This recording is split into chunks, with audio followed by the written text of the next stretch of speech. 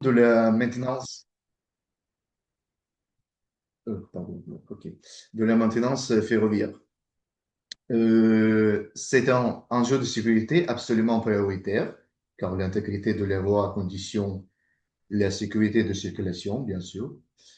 Vous pouvez voir l'image un peu triste à droite de ce slide. Notre objectif premier est d'éviter tous incidents critiques, comme les dérouillements ou la rupture de rail illustrée ici. La maintenance joue un rôle central. Nous voulons sortir de la maintenance purement corrective, qui est trop trop coûteuse, et l'impact trop le trafic. Donc, il faut arrêter les circulations, attendre le finiment des travaux, etc. Pour aller vers une maintenance préventive et prédictive, comme ici.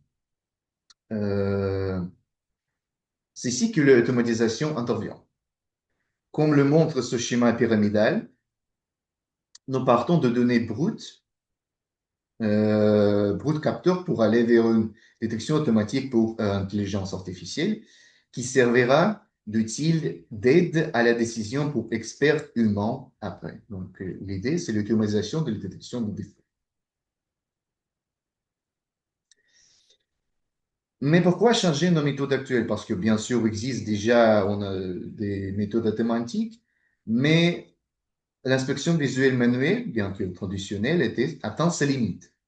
Ils sont lents, fastidieux et à cause de l'humain, ils restent subjectifs. Subjectifs, pardon. D'un autre côté, les systèmes automatiques actuels ont un défaut majeur. Ils génèrent trop de faux positifs, ce qui noie les équipes sous les fausses alarmes. Donc, le besoin métier est donc double. Premièrement, nous avons besoin d'une détection automatisée, certes, mais elle doit être surtout fiable, égale et rapide. Tous les aspects, tous les aspects positifs, c'est possible, mais oui. L'objectif est de permettre aux équipes techniques euh, d'intervenir uniquement là où c'est réellement nécessaire, optimisant ainsi leur temps et leur efficacité. Donc voilà, cadre de projet étant léger et innovant, se focalise sur ce problème-là.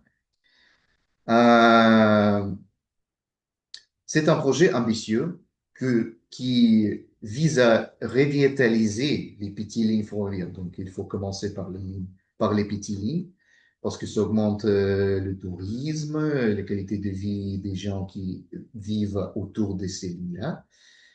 Il est porté pour un consortium d'excellence incluant Ferrocampus, la région Nouvelle-Aquitaine, les CNCF, ainsi que des partenaires industriels et académiques, bien sûr, majeurs comme Thales, Alstom, Capgemini et le CEREMA.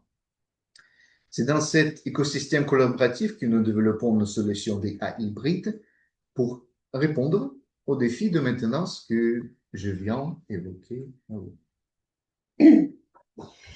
Bon, donc maintenant, formulons notre problème, un problème de détection par IA. Il s'agit de détecter les défauts sur des rails. Cette taxonomie des défauts est définie par nos partenaires du métier. Donc, nous pouvons énumérer des classes des objets à détecter tels que attache manquant, défaut de surface, écrou manquant ou rupture de rail. Et donc, ici, vous voyez quelques illustrations, un peu de la complexité de la chose, parce que, donc, ici, vous voyez que nous avons différents éléments sur des rails qui peuvent être défectueux ou ne pas contenir les défauts du tout. Et donc la diversité surtout de la prise de vue qui nous donne des images faiblement contrastées, comme vous pouvez voir donc sur l'image A, c'est l'image d'église avec le cadre blanc ici. Donc tout cela ne nous aide pas dans nos moulinettes de l'IA pour cette détection. Donc, avec ces quelques exemples, nous pouvons montrer davantage les défauts suivants, euh, qui, en quelque sorte, ne sont pas critiques, mais dans l'objectif de la maintenance prédictive, sont importants. Par exemple, ici, on vous montre les défauts sur des rails. Et donc, à droite, vous avez une image grise. Et donc, ici, nous avons le défaut de surface. Donc, en soi, les défauts peuvent être pas très nocifs, mais actuellement, donc, il faut mieux les détecter tous que rater pour le futur, pour une future rupture. Donc, ici, par exemple, vous voyez l'image typiquement. euh, ah, pardon, ma souris n'est pas bien. Donc, typiquement de la rupture d'oreille. Voilà. Et donc, quelles sont nos données? Pour ce faire, nous avons les images. Les images sont en couleur ou en noir et blanc. Nous avons des signaux d'accélérométrie. Donc, ce sont des accéléromètres triaxes. Donc, ici, vous voyez l'illustration de ces signaux. Donc, on a HB, c'est au bas, GD, gauche, droite. AV, AR, c'est avant-arrière, donc l'accéléromètre qui mesure l'accélération longitudinale. Donc, ce que vous pouvez constater sur ces signaux, qu'ils sont assez bruités, et même dans les situations, disons, normales, où il n'y a pas de rupture ni d'autres choses graves, on a quand même une variation de signal assez forte. Et nous avons aussi le son, potentiellement. Donc, il faut dire que concernant le son, en travaillant avec la SNCF, nous avons eu quelques échantillons, mais qui étaient enregistrés non pas dans des situations réelles, c'était enregistré plutôt dans le métro ou sur les bancs d'essai. Ceci fait que en construisant nos premières framework, nous avons simulé le signal de son. Par contre, quant aux accéléromètres, donc nous avons des données réelles et ces données sont en profusion, bien que les enregistrements ont été faits uniquement pendant 3 jours. Donc, ici, on va parler un peu des méthodes. Donc, comme vous avez vu, les sources de notre information sont très hétérogènes. Donc, on a les images, le son, les accéléromètres. Ainsi, nous proposons un schéma de fusion qu'on appelle la fusion intermédiaire dans l'espace latent. Et aussi, nous proposons une approche hybride. Hybride signifie que dans le même framework, on essaie de combiner deux idées, deux grandes idées, deux grandes approches. L'IA symbolique et l'IA par apprentissage. Et l'IA symbolique nous guide dans la construction des règles de métier qui influencent bien évidemment la construction de nos architectures des modèles par apprentissage et aussi de la façon comment on fusionne les données. Donc ici à droite, vous voyez encore une démonstration de la difficulté de problème si on traite uniquement l'image. Donc là, vous avez un défaut de surface. Ici, nous avons un joint.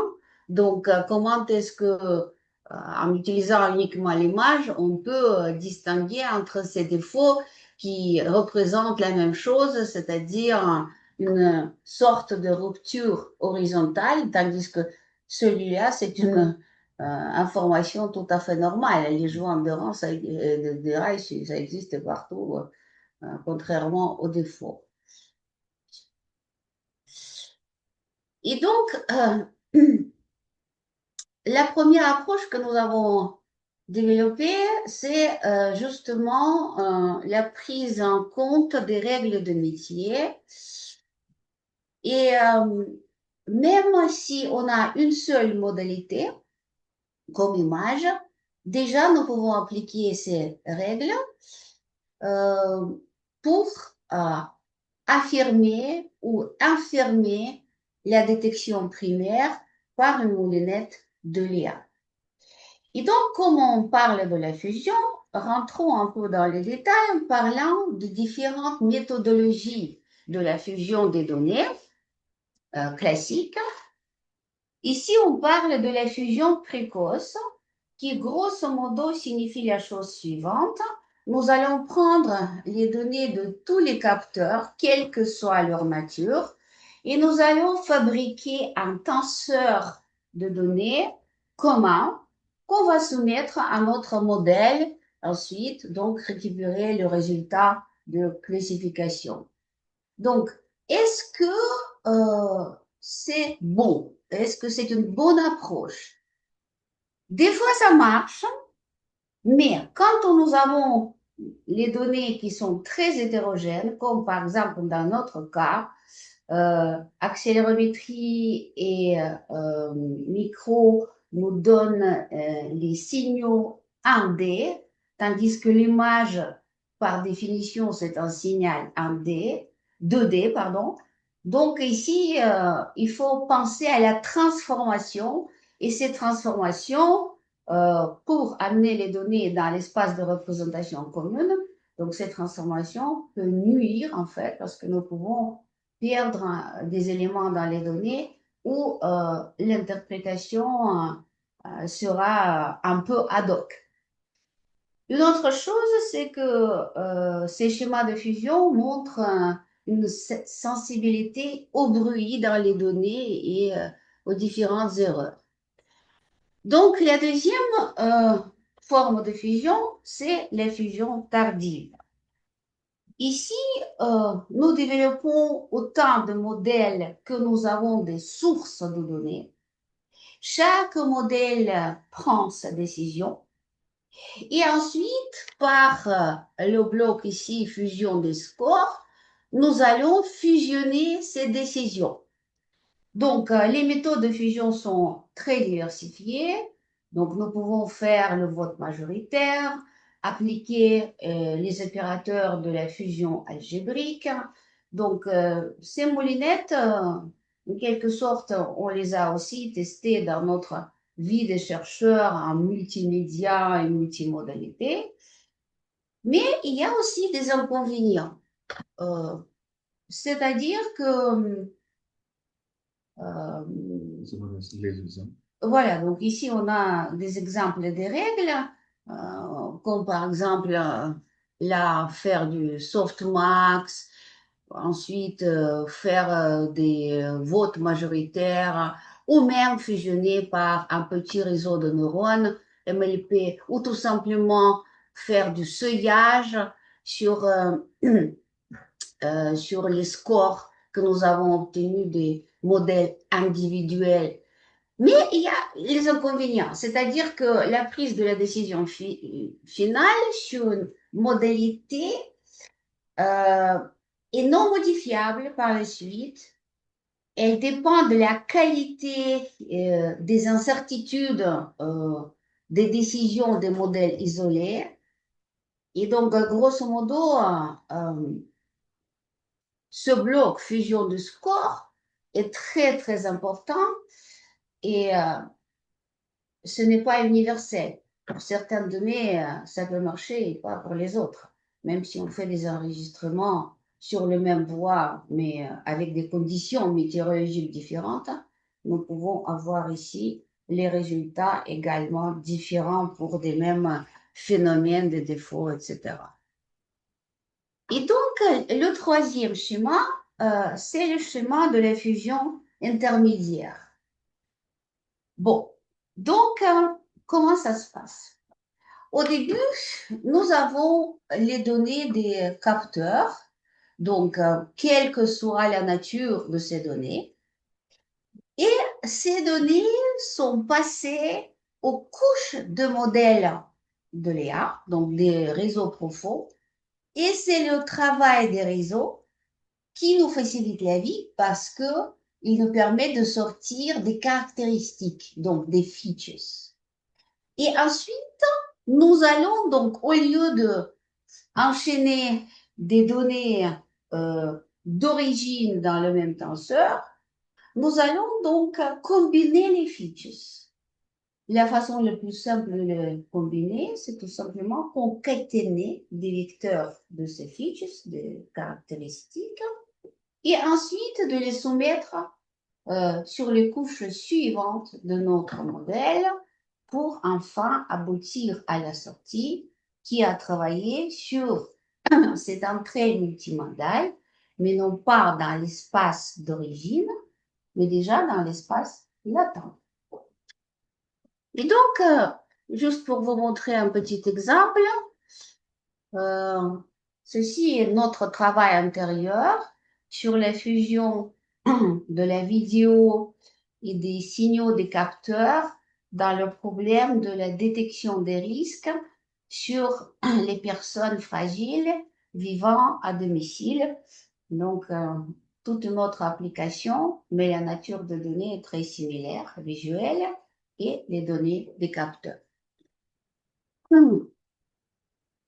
Donc, voilà nos données des capteurs qui sont disponibles dans notre problème. Encore une fois, accélérométrie triaxe et le son. Et aussi, bien sûr, les images. Donc, en ce qui concerne l'image, l'état de l'art aujourd'hui, pour la détection des différents défauts, et ça on rencontre dans la vaste littérature d'inspection industrielle, mais aussi dans des papiers des collègues chercheurs à l'international, c'est d'utiliser les différentes versions du fameux détecteur des objets YOLO. YOLO signifie You Only Look Once, c'est-à-dire que ce détecteur à la fois classifie les objets et les localise. Donc, positionne ces boîtes englobantes de détection le plus précisément possible en fonction de la fonction de perte qu'on va lui donner. Et donc, ici, encore une fois, nous revenons à la fusion hybride dans ce contexte de la fusion intermédiaire. Donc, sur une seule modalité, on va donc discuter dans notre algorithme de fusion, est-ce que l'objet qui est détecté par le détecteur primaire YOLO est vraiment un défaut? Pour ça, nous allons considérer le contexte ou comment construire une architecture où on a la modalité image et aussi avec la modalité signal, donc comme accéléromètre au son. Et donc tout cela, toute cette architecture va s'appuyer et s'appuie déjà sur les connaissances du métier, spécifications qui ont été formulées par la SNCF, par leurs experts. Je vous montre un exemple. Donc ici, vous voyez la détection du défaut écrou manquant. Et donc, c'est une seule modalité, mais néanmoins, il y a l'IA hybride. À savoir que si on détecte, donc notre YOLO, détecteur primaire, détecte un écrou manquant, donc on peut voir ça ici, est-ce que ce défaut peut être considéré par les experts du métier comme un défaut? Il y a des situations quand ceci n'est pas le cas. Et notamment, si jamais dans la même image, on a les cesses de serrage, cela signifie que les équipes de maintenance sont déjà intervenues et que ce défaut a été réparé, mais non pas en rajoutant un boulon, mais en rajoutant les éléments qui solidifient ce fragment de rail euh, et il ne devient plus dangereux. Donc, dans cette situation, les coups manquants n'est pas important. Et donc, ces règles de métier ont été formulées par nous de façon, les règles de l'IA. Donc, en fait, c'est assez simple. Euh, excusez-moi, 30 secondes.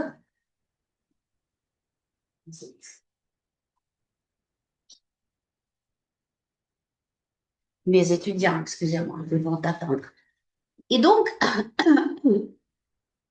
nos règles logiques, donc la démarche habituelle de l'IA symbolique, suivre les règles de métier. Vas-y, Alexis.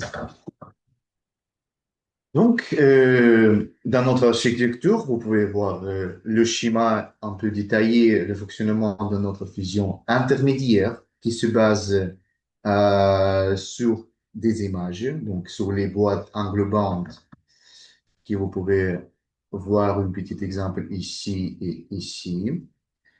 Mais cette image-là, donc en même temps, on a sur notre infrastructure, on a deux détecteurs première, qui étaient entraînés sur les objets, donc sur les défauts potentiels.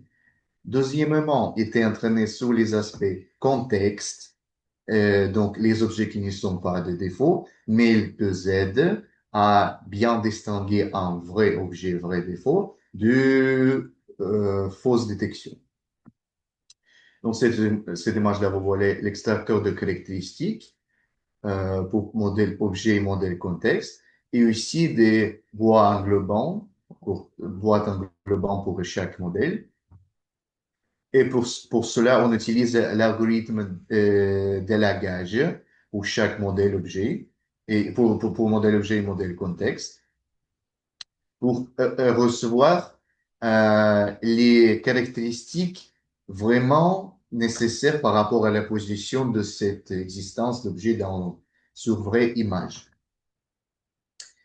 Euh, oui, par rapport à l'architecture qui était proposée par la SNCF et Ferrat Campus, modèle objet aussi a le mot de bien dire qu'est-ce que c'est un vrai défaut ou non, mais avec la fusion, on recevra une autre voie transformante qui peut nous constater avec l'information de modèle contexte et modèle objet, est-ce que c'est un vrai défaut ou non. Donc, c'est le transformant qui est le dernier mot.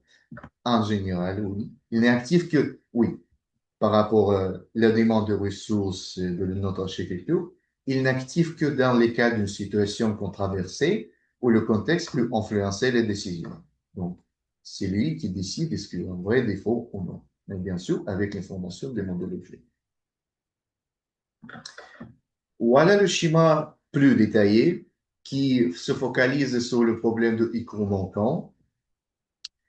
Vous pouvez voir, donc plus détaillé que à l'entrée, l'image à l'entrée RGB, il se divise vers le chemin vers objet, modèle d'objet et modèle de contexte. Modèle d'objet, il est constaté des parties de missing NAS, donc des échos manquants en haut et en bas, bien sûr, c'est bien fonctionné. Modèle contexte, il a trouvé l'Eclisse et un autre aspect de contexte ici, c'est jouant. Et avec cette information, on fait les préparations pour notre transformer. Donc, j'ai déjà dit, on prend des caractéristiques de notre YOLO objet, on prend aussi des caractéristiques de notre YOLO contexte, on fait le masquage par rapport aux bois englobants et on recevra des cartes séparées avec l'information des caractéristiques des pans de bois englobants pour chaque objet dans notre image.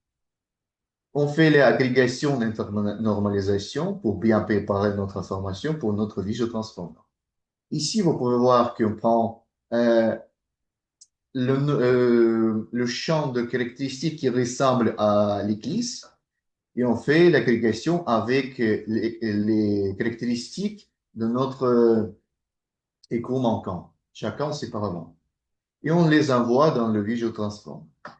Donc, à droite, vous pourrez voir l'exemple qu'avec cesse, il doit dire que c'est non, mais s'il n'y a pas de cesse, c'est de CH, il doit dire oui. On a fait beaucoup de l'expérimentation depuis quelle partie de YOLO, vous voyez maintenant l'architecture simplifiée pour YOLO, de quelle partie de YOLO il faut prendre ces caractéristiques. Il existe push 3, donc des aspects conventionnels à push 5, push 7. Push 7, il est présent la fin de Big Bond, donc c'est peut-être, par exemple, ressemble beaucoup à ResNet, qui a beaucoup d'expérience avec notre collègue scientifique qui fait beaucoup d'expérience avec ResNet.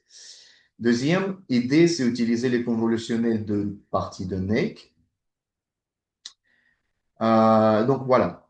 Et finalement, on se focalisait sur les convolutions 7e et 19e parce qu'ils sont plus petits. Vous voyez maintenant, vous pouvez voir que seulement 20 pixels par 20 pixels pour 7e et 20 pixels par 20 pixels, c'est 19e couche.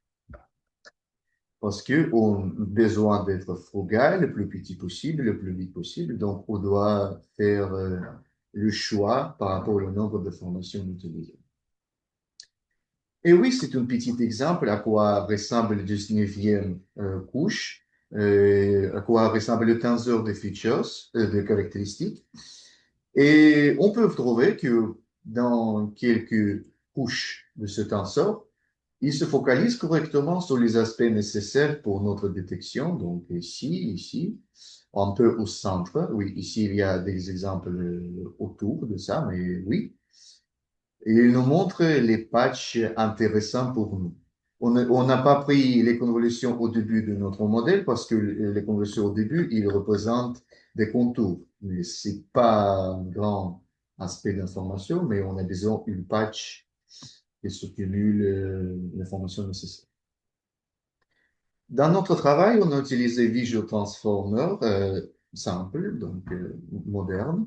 Euh, donc, le principe illustré ici de traiter l'image non pas comme une grille de pixels, mais comme une séquence, comme je dis, des patchs. Euh, dans notre schéma, nous découpons la carte heuristique de petits morceaux. Nous le jetons une information de position. C'est nécessaire parce que les transformers ne savent pas où se trouvent ces patchs par rapport au chemin d'information. Et dans ce cas-là, on a besoin d'ajouter une information supplémentaire de position. Il envoie tout ça, toutes ces bandes, dans l'encodeur. Il utilise le mécanisme d'attention pour analyser les relations globales. Ils peuvent faire ça, il fait ça bien. Entre tous ces patchs, tous ces parties de l'image en même temps. Donc, ça veut dire que Visual Transformer se cumule le contexte global de notre spécifique information de collectif. Et voici quelques résultats par rapport au push 19, le stage 19. Euh, les courbes par elles-mêmes. À gauche, nous voyons que l'erreur, ou le loss, chute drastiquement dans les premières époques. C'est intéressant. Donc, à droite, c'est la précision qui va très vite jusqu'au et se stabilise vers l'excellent point.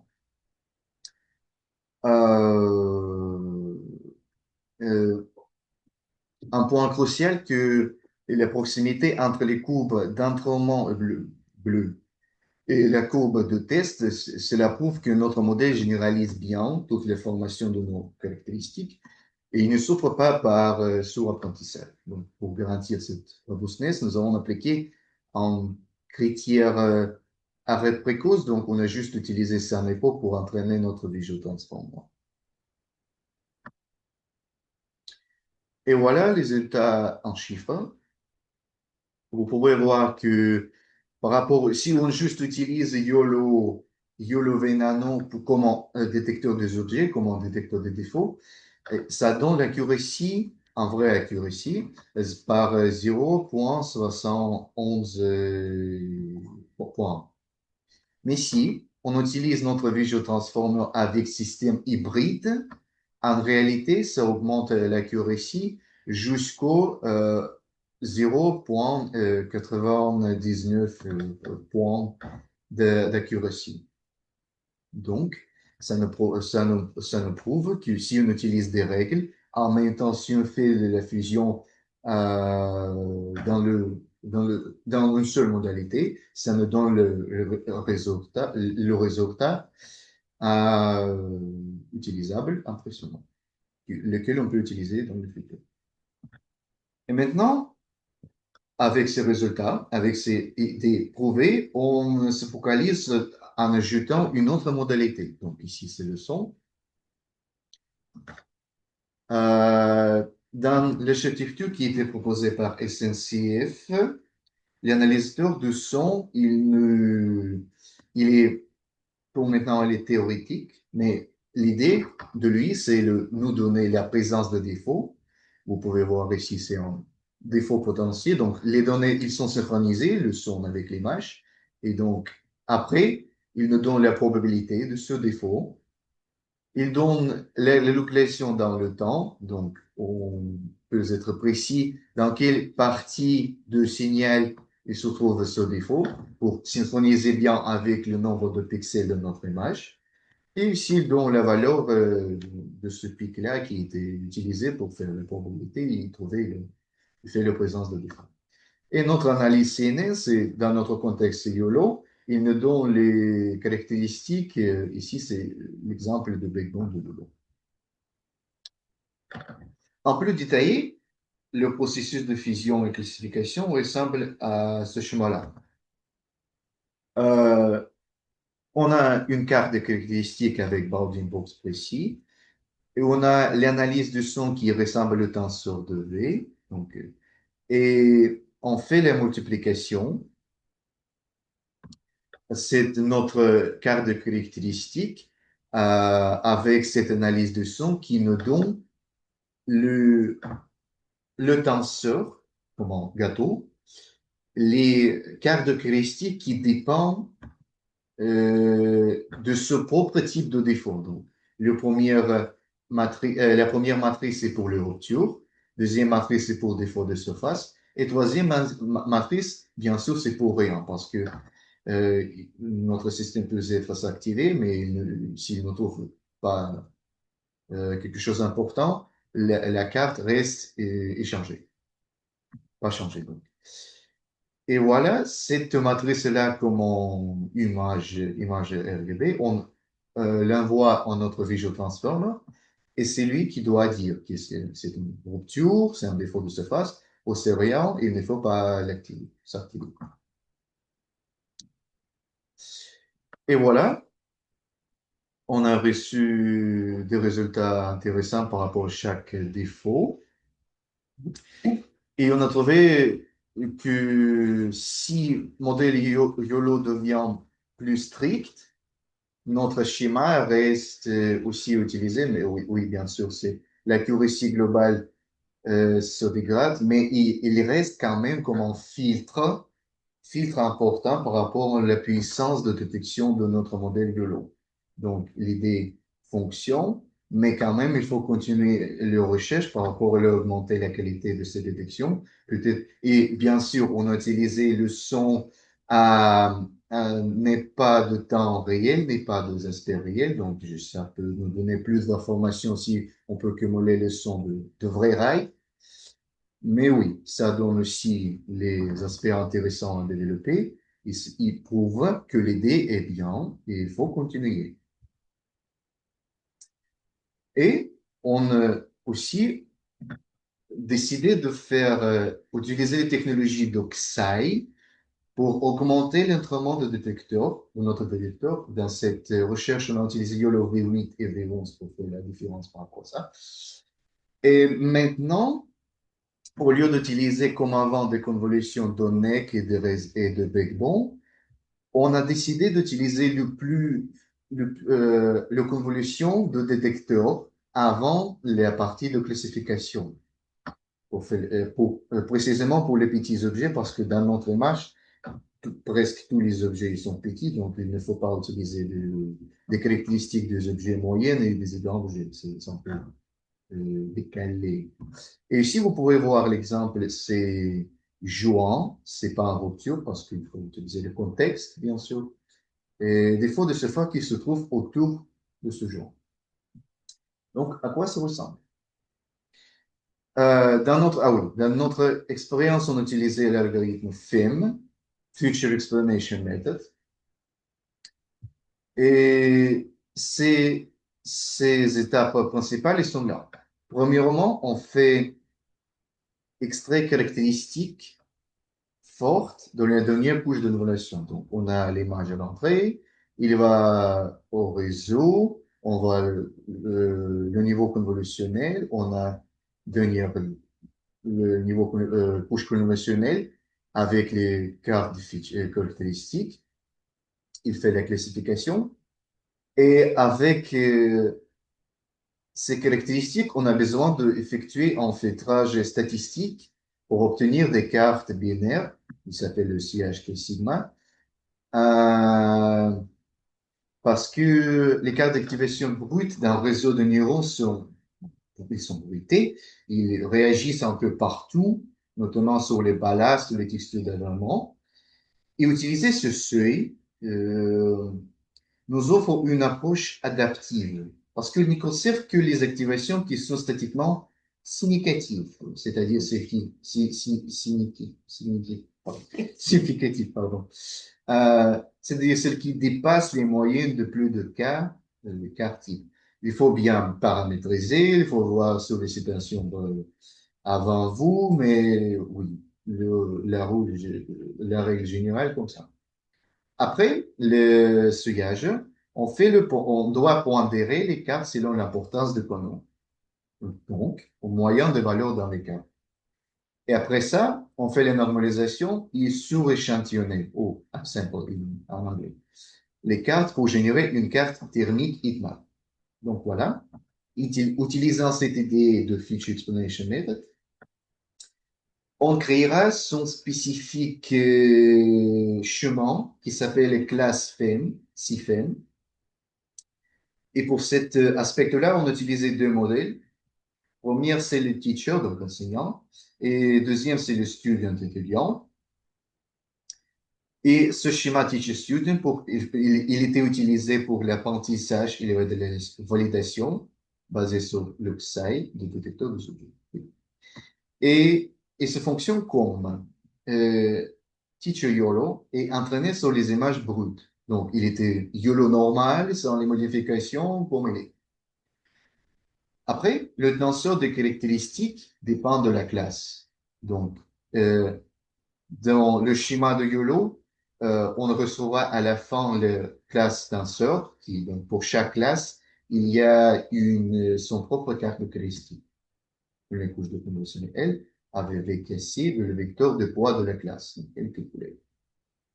Et cette filtre-là a été implémentée séparément pour chaque pardon, excuse-moi, j'ai mal exprimé. Euh, il y a des filtres pour chaque classe et le tenseur à la fin de partie de la classe, cet tenseur il est utilisé pour chaque filtre séparément. Donc pour bien trouver les aspects qui étaient intéressés pour son propre classe. Et après, FEM était ensuite appliqué indépendamment à chaque carte de features, ce qui donne ce qui donne la carte de classe M. Donc, pour chaque classe, on a reçu son propre FEM. Et la carte d'explication masquée, parce qu'on n'utilise pas toute la carte, on a besoin seulement l'information de bounding box. On a déjà fait beaucoup d'expériences avec ça. On utilisait seulement l'information de notre bounding box. Voilà. La boîte englobante de JT de l'objet. Et on fait la carte d'explication globale et ensuite construit en sommant les cartes masquées sur toutes les classes. À quoi? Et voilà. Non, oui, oui, je vais vous montrer à quoi ça ressemble.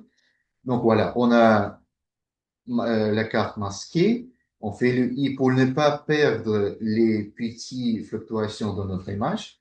On fait la multiplication avec l'image normale et on recevra, vous pouvez voir l'image un peu allumée sur les aspects qui nous intéressent. Donc, ici, c'est jouant, oui, bien sûr, et le défaut de surface. Donc, modèle étudiant vu à les objets plus précis dans son propre image à travers. Et voilà, le schéma ressemble à ça, plus précisément. Vous pouvez voir dans l'entrée l'image originelle, oui. Les filtres de classe qui étaient de YOLO Teacher. On a aussi des caractéristiques de ce YOLO et on a des bounding box. On ajoute les poids, donc pour chaque caractéristique, pour son propre filtre. Donc, si on utilise le filtre de la tâche défectueuse, notre caractéristique devient quelque chose comme ça. Surface defect, c'est une autre. Missina, c'est une autre. Et rupture, c'est une autre. Donc, vous pouvez voir le changement et réinterprétation de ces filtres-là. Et après, pour chaque tenseur, on utilise nos filtres, nos FEM. Et euh, il fait le seuillage statistique pour chaque carte. Mais, comme on a dit, on utilise l'information masquée. Donc, dans notre contexte, on a surface defect avec, on le connaît parce qu'on a utilisé des bounding box de notre teacher. Donc, on prend seulement l'information nécessaire pour surface defect et on prend aussi l'information nécessaire pour le rupture. On fait le contraste, le changement de contraste. Et voilà le résultat qui va être envoyé aux étudiants. Jouant un peu allumé et défaut de surface un peu allumé. Avec ce système-là, on a reçu des résultats impressionnants. Et ça nous prouve que CIFEM surpasse aussi tous les modèles d'attention dans le réseau. Donc, les modèles d'attention, il prend l'énergie, il prend le GFLOPS, le nombre de paramètres. Et avec cette stratégie-là, on comprend qu'il ne faut pas utiliser ces données-là et on peut utiliser les modèles normaux, juste jetant ces petits aspects de transformation d'information. Et vous pouvez voir que les modèles YOLO normal et le modèle TIS Teacher Student avec CIFEM, il est plus puissant que le modèle standard. Donc, avec YOLO VM, c'est 0,35, 36% pour Mean Average Precision. Mais pour YOLO modifié, c'est plus 40%, 40 points pour l'accuracy. Et on a utilisé, on a essayé de faire les mêmes tests avec datasets Salicon. Il présente les matchs avec les spécifications et avec cartes de science. Et ça prouvait aussi que notre schéma fonctionne correctement. Ça, et mis par rapport à Mean Average Precision pour huitième modèle de YOLO, ça augmente jusqu'au 39 points. Mais, bien sûr, il y a un petit problème. Notre schéma demande deuxième modèle pour faire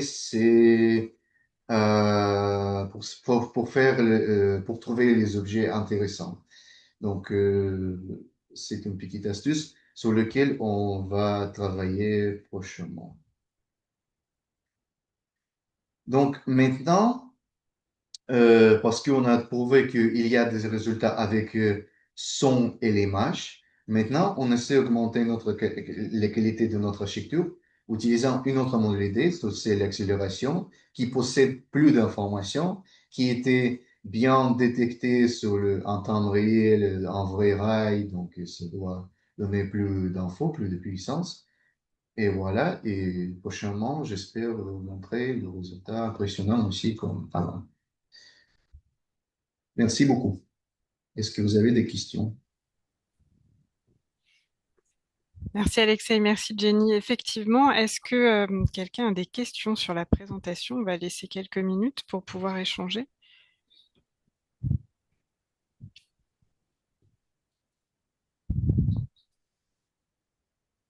Moi, j'ai une question. Hmm. Alors, Oui, oui, vous me recevez? oui, oui, oui. Euh, alors, est-ce qu'on peut revoir le tableau, le tableau comparatif?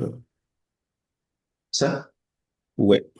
Hmm. Alors, ici, dans le tableau, on est en train de comparer le YOLO pur avec un YOLO augmenté il y a d'autres Hmm. modèles.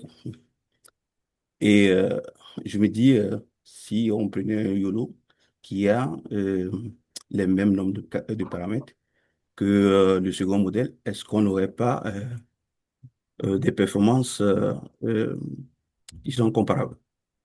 Parce que, bon, en fait, je me dis, on compare un gros modèle et un petit, et on espère que les deux aient la même performance. Bon, en fait, je me dis, c'est pas...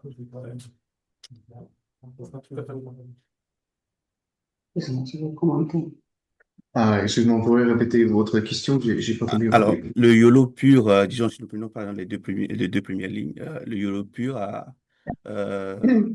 3 millions de paramètres Oui, oui, c'est ça. et le second a 6 millions de paramètres.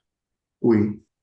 Et donc, on essaie de comparer les deux, la performance des deux. Donc, je me dis, c'est un peu, soit on choisit un YOLO pur avec le même nombre de paramètres et qu'on compare à... Non, non, comme j'ai dit avant, YOLO-VN Teacher Student, il demande deux modèles. Le meilleur modèle, c'est YOLO pur, qui donne toute l'information. Il doit exister dans le schéma parce que le deuxième modèle, c'est doit prouver que cet objet est correct ou non. Il demande le contexte, voilà. Mais oui, c'est la raison pourquoi le nombre de paramètres il doit deux fois plus gros, on peut dire. Oui, je suis Mais d'accord. ça, Oui, je mais suis ça, totalement d'accord. oui, oui. Mais ça augmente vraiment la performance. Mais vous avez raison, il faut trouver peut-être une autre solution pour diminuer le nombre de paramètres. Mais cette idée nous montre que l'utilisation d'Oxai vraiment augmente la qualité de détection dans notre contexte. Disons que cette quantité de paramètres, comme on a deux modèles, elle n'est pas très cruciale parce que les entraînements des modèles se font offline dans l'architecture actuelle. Ils se font sur le serveur, offline totalement. Donc, ça, c'est pas un problème d'entraîner un modèle supplémentaire, c'est-à-dire le teacher. Et deuxième chose, c'est aussi important, c'est que quand on augmente le nombre de paramètres, bien évidemment, on augmente l'instabilité de nos systèmes. Et là, ce sont deux systèmes séparés, totalement. Donc, ce problème, quelque sorte, ne se pose pas non plus. Voilà. Par contre, et on a déjà essayé de le faire, si on essaye d'entraîner un seul modèle, toujours avec cette technique d'injection de la carte d'explicabilité, et les résultats ne sont pas probants. Et ils ne sont pas probants pour les raisons suivantes, c'est que aux premières itérations, aux premières époques, notre ensemble de paramètres est encore trop loin de point optimal. Et donc, quand on essaie d'utiliser ces cartes d'explication, ça veut dire que on va dévier plutôt notre système de minimum global recherché. Et donc, on a fait des expériences, on a essayé de faire plusieurs itérations sans injection de Xi pour un peu amener le système au point optimal, plus près du point optimal. Mais teacher-student marche beaucoup mieux. Oui. Et sans chanter des louanges, vous voyez que donc Alexei a fait les tests sur les dernières. Aujourd'hui, il y a YOLO V12 qui est déjà sorti, mais il a fait sur tout récent, donc YOLO V11, dernier modèle, et que ce dernier modèle, euh, tout seul, pur, il nous donne des scores dans notre problème, quand même assez pauvres. Vous voyez, précision. Donc, si je prends pour toutes les classes, hein, donc là, on voit que la précision est assez faible. Hein. Donc, précision, on rappelle, ce sont 0,3, 0,2. F-score, donc équilibré, c'est 0,3. Donc, c'est un peu triste, quoi, parce que ça, c'est le dernier state of the art et qui est appliqué partout. Mais par contre, quand on prend avec les cartes avec les cartes d'explication, avec Teacher Student, on commence à être meilleur que dans YOLO V8, ainsi pareil dans YOLO V11. Et remarquez aussi, il y a une tendance très importante aujourd'hui, c'est de prendre YOLO et de rajouter les différents modèles qu'on appelle les modèles d'attention dans les réseaux, c'est-à-dire des petits ajouts qui vont renforcer certains canaux et certains features dans la distribution spatiale des features pour faire grosso modo ce que nous faisons, donc renforcer certaines caractéristiques. Et cette tendance d'ajouter les modèles d'attention, donc ici en l'occurrence, le dernier, le plus populaire dans les littératures, c'est le CEBAM. Donc, on le bat largement. Donc, on a, si vous voyez, même par rapport à celui-là, on est presque à 2 points de différence avec Xai. Et le problème est complexe. Donc, même avec 2 points de différence, on est à 0,6, grosso modo. Donc, il y a encore des choses à améliorer. Mais ça, c'est uniquement sur la modalité image. Donc, ce système n'est pas encore injecté dans notre schéma multimodal. C'est sur quoi on travaille aujourd'hui. Mais déjà, sur la modalité d'image, c'est un résultat dont, honnêtement, je suis fière. Parce que ça bat tous les modèles d'attention qu'on voit aujourd'hui dans la littérature.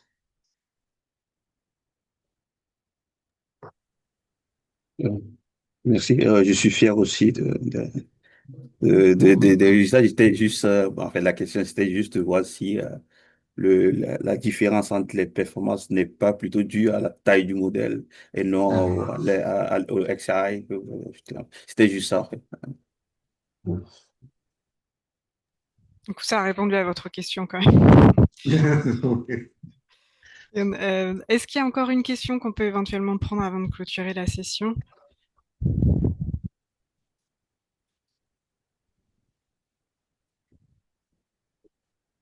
Bon. Ben, très bien, on va s'arrêter là. Merci beaucoup, Alexei. Merci, Jenny, pour cette présentation. Merci pour les précisions que vous nous avez apportées. Je vais juste préciser 2 points avant de terminer. Un point plutôt technique pour les gens qui n'ont pas leur nom et prénom en entier sur l'image, sur leur pseudo Zoom, n'hésitez pas à mettre votre nom dans le chat pour que je puisse ensuite vous recontacter, vous mettre dans la boucle des autres événements du R3. Ça, ce serait parfait. Et puis, juste pour vous annoncer qu'on va avoir la prochaine animation scientifique le 13 janvier, que ce sera sur la thématique de l'open data dans les transports, avec la question, est-ce que ça peut être un outil pour la recherche et comment? Et donc, on aura une personne qui s'occupe de la standardisation des SI mobilité à la DGITM qui viendra nous parler. Donc là, on sort un petit peu du réseau pour aller accueillir un externe. Eh bien, je vous remercie tous et toutes de vous être connectés. Merci encore Alexei et Jenny d'avoir partagé vos travaux avec le réseau. Et je vous donne rendez-vous donc le mois prochain pour une prochaine animation et n'hésitez pas à revenir vers moi pour contacter éventuellement Alexei et Jenny, avoir quelques précisions sur le sujet. Juste peut-être Merci beaucoup. précise que ça peut être un peu plus tôt parce que l'horaire n'est Oui. pas adapté, donc il faut qu'il surveille l'horaire exact. Oui, on va vous redonner effectivement le 14h30 est un petit peu compliqué pour certains qui commencent l'après-midi à 14h. Donc on essaiera peut-être de remonter l'horaire. Effectivement. Merci Jenny et Alexei, merci. Merci à vous. Merci à tous. Merci.